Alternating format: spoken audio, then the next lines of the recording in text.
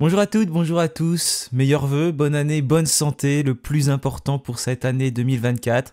J'espère que vous allez pouvoir réussir de nombreux projets, tout ce que vous voulez entreprendre, que tout va bien se passer pour vous. Première vidéo de 2024 donc pour nous, en espérant aussi une très bonne année pour l'AS Saint-Etienne. Déjà avant de commencer, parce que dans cette vidéo je vais faire mes vœux pour les Verts sur cette année 2024. Je voudrais vous remercier pour votre fidélité durant toute cette année 2023 et même durant les années précédentes sur la chaîne. Vous êtes de plus en plus nombreux à suivre, à liker, à vous abonner également. Ça, je peux que vous remercier pour tout cela. Si vous n'êtes pas abonné, n'oubliez pas de le faire. On se rapproche petit à petit des 3000 abonnés. Mine de rien, ça avance, ça avance. Donc c'est gratuit, ça ne vous coûte rien. Vous avez juste à cliquer sur le bouton s'abonner. Et moi, ça va beaucoup m'aider pour la suite. Donc je vous remercie déjà pour tous ceux qui vont faire cela. Moi, je vais commencer cette vidéo cette année 2024 en présentant mes vœux, bien évidemment, ce que je souhaite en tout cas du côté de Saint-Etienne. Je pense qu'on est nombreux à s'accorder sur le même point parce que déjà, le premier vœu, bien évidemment, c'est la montée en Ligue 1. Voilà, c'est tout ce que l'on espère. Ce projet sur 2 ans, il doit se concrétiser cette année. Voilà, c'était annoncé, Saint-Etienne doit monter sur 2 ans. On attend maintenant tout simplement la fin de la saison avec une montée. Ça va être difficile d'aller chercher la première, la deuxième place, que ce soit la JOCR ou le SCO d'Angers. Ces deux équipes ont déjà plus de 10 points d'avance sur Saint-Etienne. Tout peut aller très vite, bien évidemment, dans un sens comme dans l'autre. Il n'y a pas si longtemps que ça, on était devant Angers, mais on peut aussi aller chercher une place de barragiste potentiel qui permettrait, pourquoi pas, de monter. Oui, c'est le projet, de monter en battant un autre adversaire de Ligue 2 et puis surtout un concurrent de Ligue 1, le 16e. Donc ça, c'est une possibilité de monter. Et en tout cas, peu importe la manière, il va falloir que ça se concrétise. Donc ça, c'est mon premier vœu, bien évidemment, de monter en Ligue 1. Pour cela, il va falloir changer pas mal de choses. Mon deuxième vœu, c'est des résultats plus constants. On a l'habitude de faire les montagnes russes maintenant depuis pas mal de temps, à l'image de cette saison, dans les prestations, dans les performances. On perd, ensuite on fait une belle série, puis on repère. Là, on regagne, peut-être qu'on part sur une série positive. En tout cas, c'est ce que l'on espère. Mais bien sûr, pour monter en Ligue 1, il faut être beaucoup plus constant dans les résultats. Ne pas perdre et surtout gagner. Parce que ne pas perdre, c'est bien. Mais des fois, il faut mieux perdre un match et en gagner ensuite, plutôt que de faire que des résultats avec des matchs nuls, ce qui ne fait pas forcément avancer. Donc le fait d'être plus constant, ça passera surtout par des victoires. Et ça doit être le projet principal de ce début de 2024, en tout cas sur ces 5 premiers mois, qui nous permettraient potentiellement de monter en Ligue 1. Donc gagner le plus de matchs possible. Parce que pour l'instant on est 7ème, on a du retard, donc il va falloir gagner des matchs pour se classer le plus haut possible. Et si on peut terminer 3ème, parce que premier et 2ème ça va être compliqué, même si ça reste pas impossible, c'est toujours mieux que de terminer 4ème ou 5ème, parce qu'on a quand même un match de moins disputé en étant 3ème. Donc voilà, pour cela, il va falloir aussi, c'est mon autre vœu, un état d'esprit irréprochable. Qu'est-ce que c'est un état d'esprit irréprochable? C'est des joueurs qui se battent sur le terrain, qui mouillent le maillot de la première à la 95e minute de jeu, jusqu'au bout du bout du bout. Je dis même de la première de 0 minute à 1 seconde, la première seconde à la fin du match. Une équipe qui se bat, qui se dépense, qui donne tout sur le terrain. Et du moment que je verrai une équipe qui se bat, qui donne tout, je pourrais déjà pas reprocher cela. Parce que tout simplement, faut donner le meilleur de soi-même pendant qu'on est sur le terrain. Donc c'est ce que j'attends de cette équipe. Le meilleur de soi-même en se battant, en mouillant le maillot, bien évidemment.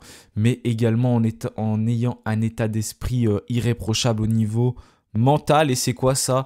Tout simplement ne pas craquer, c'est-à-dire par exemple quand on prend un but, rester concentré, se dire que tout n'est pas fini, chaque moment du match, même sans prendre de but, être présent, être là dans l'état d'esprit, bien réfléchir à ce qu'on fait, aux conséquences potentielles de ses actions, être présent et surtout ne pas lâcher, comme ça peut être le cas en fin de match très souvent où on prend des petits cartons jaunes assez bêtes. On n'a pas pris de carton rouge cette saison, d'ailleurs c'est une première depuis plus de 20 ans, au moins depuis 2004 parce qu'on n'a pas les chiffres avant, mais en tout cas déjà ça c'est très bien pour nous.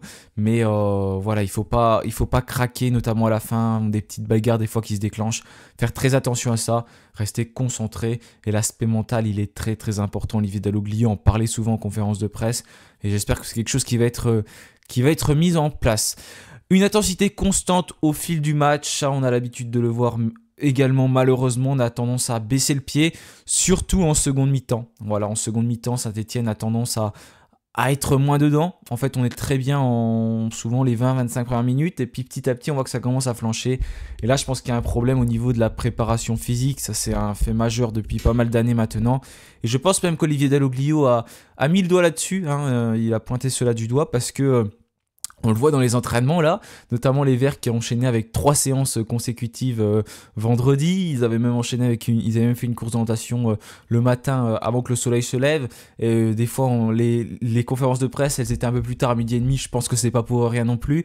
Donc je pense qu'Olivier Dalloglio a pointé ça du doigt, et de toute façon on le voit, hein, c'est quelque chose qui se remarque sur le terrain. Même si j'entends à côté, non c'est pas vrai, si ça se voit en deuxième mi-temps tout le temps. On baisse en intensité et chaque joueur baisse en intensité. Il n'y a pas que un joueur. On remarque souvent Benjamin Bouchouari parce que c'est celui qui mène le plus de jeux, mais c'est toute l'équipe qui a tendance à baisser vraiment en intensité. Et malheureusement, les remplaçants n'ont pas les capacités souvent à apporter ce qu'on attend d'eux pour redynamiser cette équipe. Donc les deuxièmes mi-temps, c'est un peu plus compliqué et bien évidemment, il va falloir s'améliorer sur ce point-là. Et pour s'améliorer sur ce point-là, il y a un joueur qui est très très important et qui a souvent tendance pour le coup à faire des bonnes entrées, c'est Aymen Mouefek. Aymen Mouefek qui s'installe petit à petit dans le milieu de terrain stéphanois. Moins blessé cette saison, on croise les doigts pour l'instant parce que ça tient. Il va falloir que ça tienne le plus longtemps possible pour Mouefek. Il va falloir continuer avec lui. Et mon vœu suivant, donc, c'est donc de le prolonger. Prolonger Aymen Mouefek, il arrive en fin de contrat en 2024.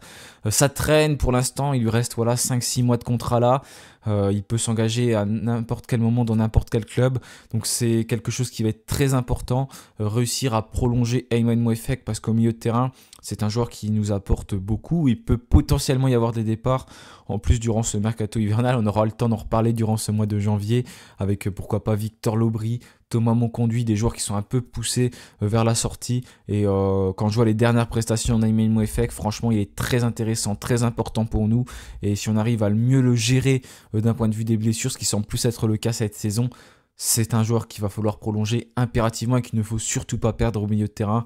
Un joueur qui mouille le maillot. C'est ce que je disais tout à l'heure, voilà, des joueurs qui mouillent le maillot. Et en plus, on voit qu'il a l'amour du club. Pour le coup, ce joueur-là, c'est pas des paroles en l'air. Là, j'ai l'impression, parce que notamment, je sais plus quand il était pas là, il avait fait un match dans le COP Sud durant cette première moitié de saison. Donc ça montre que voilà, c'est un joueur qui aime son club et il faut garder ce type de joueur, c'est impératif. Un joueur du centre de formation en plus, voilà, qui a gravi les échelons dans la Maison Verte. Donc très important, Aymen Mouefek. On arrive à l'avant-dernier vœu. C'est une équipe qui sait tirer les coups de pied arrêtés et qui sait centrer. On est en très grosse difficulté dans ce domaine-là. Ça fait des années que ça dure. Saint-Etienne qui a du mal en coups de pied arrêtés. En France, en règle générale, on est de plus en plus en difficulté. Mais à Saint-Etienne, ça se voit. C'est vraiment le cas. On n'arrive pas à marquer des buts de la tête, notamment par des centres. On n'arrive pas à tirer des corners qui mettent en danger les adversaires. On n'arrive plus à mettre des coups francs directs quasiment. Cafort, on a mis il n'y a pas longtemps, mais voilà, on est en difficulté dans ce domaine-là et on sait que c'est des moments où on peut déclencher des choses. C'est tout simplement voilà, dans ces moments-là que tu peux des fois plier un match et ça peut être très important. Donc j'attends un peu plus dans ce domaine, bien évidemment, que tout soit mieux tiré du côté de Saint-Etienne et aussi sur les phases défensives, sur les coups de pied arrêtés, bien évidemment, réussir à être plus serein parce que on a tendance à ne pas les mettre ces coups de pied arrêtés quand on est dans l'axe sur les corners pour les reprendre les ballons, mais également quand c'est les adversaires qui les tirent. On est souvent en difficulté et ça c'est quelque chose qui me chagrine un peu. Il va falloir s'améliorer bien évidemment dans ce domaine. Donc ça c'est l'avant-dernier vœu. Et puis le dernier vœu, je pense qu'on peut le reformuler tous les ans depuis des années. Bien évidemment, je pense que vous y pensez également, c'est la vente du club. Et ça va avec mon premier vœu, monter en Ligue 1. Pour monter en Ligue 1, il va falloir une vente du club. On peut monter en Ligue 1 sans vente du club, mais par la suite, pour se maintenir en Ligue 1, bien évidemment que ça passera par une vente. Et puis là, ça devient de plus en plus urgent.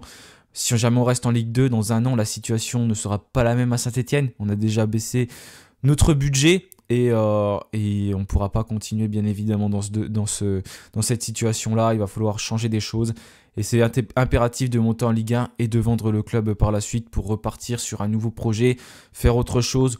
voilà, complètement changé l'organigramme du club au niveau de la direction, du recrutement, bref, du staff. On en parle énormément, mais ça c'est quelque chose qui est très important. Il faut se baser sur d'autres modèles, comme a pu le faire Lens par exemple. C'est des bons modèles. Et puis on voit également que même sans gros budget, on peut faire des belles choses. On le voit en ce moment avec le Pau FC et avec Laval qui sont devant Saint-Etienne, même Ajaccio, alors que c'est des équipes avec les plus petits budgets de Ligue 2, notamment Pau qui a le deuxième plus petit budget, juste devant Concarneau, et cette équipe est devant Saint-Etienne actuellement. Donc ça nous montre que l'on peut faire de belles choses à moindre coût, mais pour ça, voilà, il faut partir sur un projet ambitieux.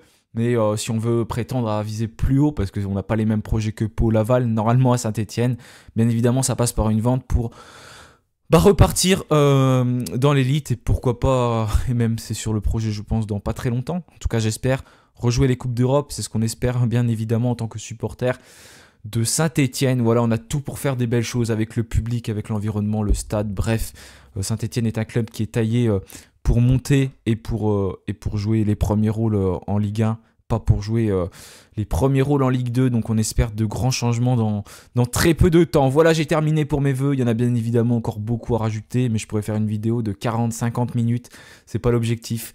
Encore une fois, je vous souhaite à tous une très très belle année 2024 et on espère vivre de très belles choses avec nos Verts la saison prochaine, mais également à plus court terme. Dès cette saison, avec une montée en Ligue 1, en tout cas, on va être derrière jusqu'au bout du bout du bout, on va y croire. Mais bon, on n'est pas loin non plus de ces places de barragistes. On a quelques points seulement, mais on n'est pas loin également derrière. Donc c'était déjà très important de battre Bastia. Et maintenant, il va falloir continuer. Il y aura un match très très important, je parlais de Laval. Ça va être contre Laval qu'on a battu chez eux, mais attention, c'est une des meilleures équipes à l'extérieur. On aura l'occasion d'en reparler bien évidemment dans l'avant-match. Voilà, merci à tous d'avoir suivi cette vidéo, je vous remercie pour votre fidélité, et puis bien évidemment, allez les Verts, salut à tous.